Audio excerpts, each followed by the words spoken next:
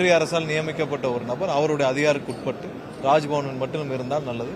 அது மற்றபடி எங்கேயும் தலையிடுவதற்கான அதிகாரம் அவருக்கு கிடையாது. ஆளுநர் மாளிகை களமிறங்கி எங்கேயும் போக முடியாது. ஆளுநர் மாளிகையில் ஆளுநர் மட்டும்தான் இருக்கிறார். அவருக்கு தேவையான மூணு பிஏ 2 செக்யூரிட்டி மட்டும் தான் இருக்காங்க. ஸோ ஆளுநர் மாளிகைக்குள்ள என்ன வேலை இருக்கோ அந்த வேலையை மட்டும் செய்தால் போதும். வைகையை தூர்வாரும் பணிகள் இந்த அரசு பொறுப்பேற்றவுடன் முதல்வருடைய உத்தரவின் பேரில் உடனடியாக துவக்கப்பட்டது.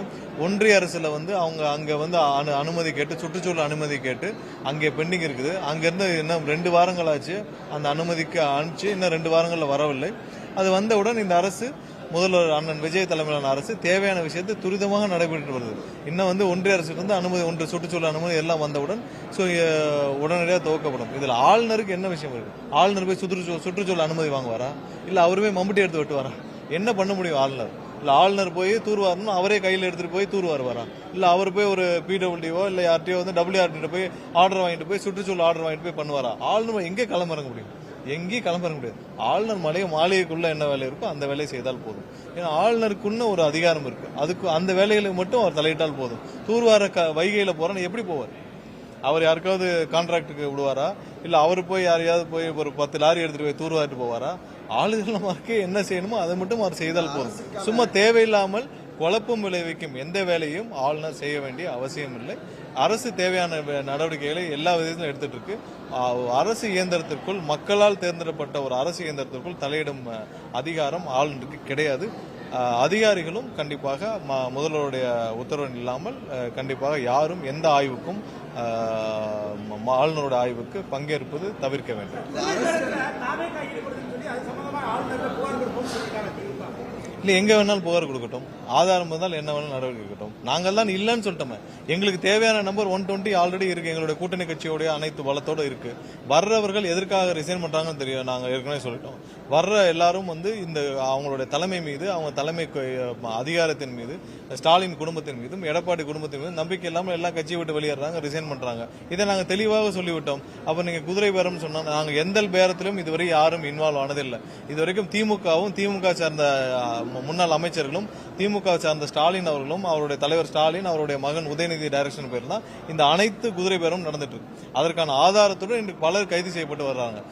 அந்த குதிரை பேரத்தை எங்களுடைய எம்எல்ஏக்களே பர்ச்சேஸ் பண்ற வேலையை செய்ததே ஸ்டாலினும் அவருடைய டைரக்ஷன் பேர்ல செந்தில் பாலாஜி சார்ந்த நபர்கள் நேற்று கைது செய்யப்பட்டிருக்கார்கள். இன்னும் பலர் அதுமான வேலைகளை செஞ்சுட்டு வராங்க. இதை தான் நாங்கள் அன்னைக்குன்னு சொல்லிருக்கோம், 40 நாட்கள் சொல்லிருக்கோம்.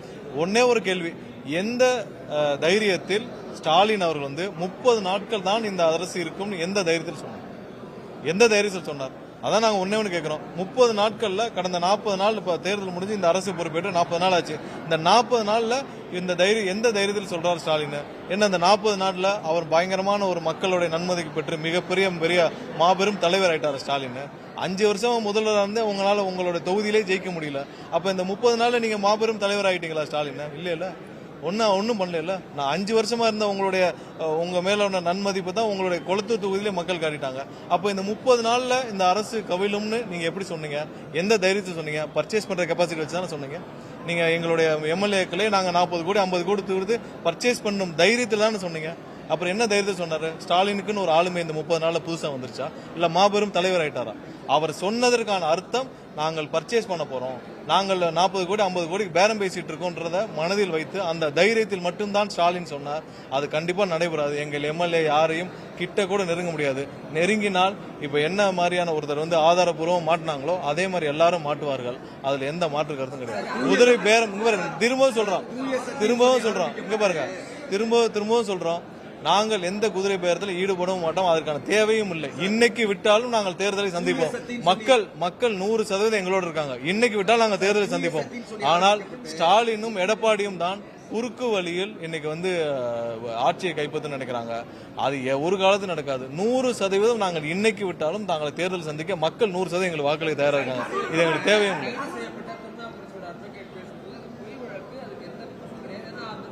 ஏங்க அக்யூஸ்டோட அட்வொகேட் எல்லாம் அப்படிதாங்க பேசுவாங்க. அப்புறம் அக்யூஸ்டோட அட்வொகேட் எல்லாரும் போய் அவங்க சம்பந்தப்பட்ட அவங்களுடைய அக்யூஸ்ட் அவங்க சார்பாக வாதாடுறப்ப இப்படிதான் வாதாடுவாங்க.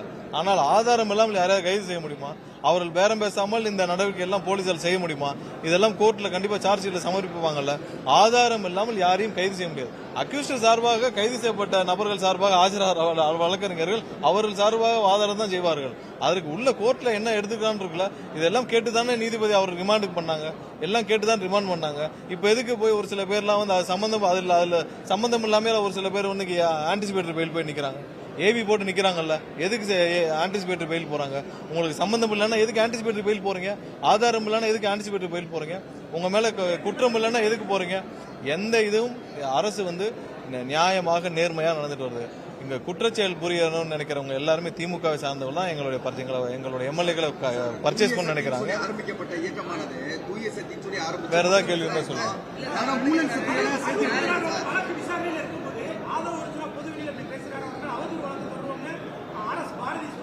இல்ல கரூர் விவகாரம் சம்பந்தமாக பல இடங்கள்ல பல தேர்தல் பிரச்சாரங்கள்ல அனைத்தும் நாங்கள் பேசியிருக்கோம்.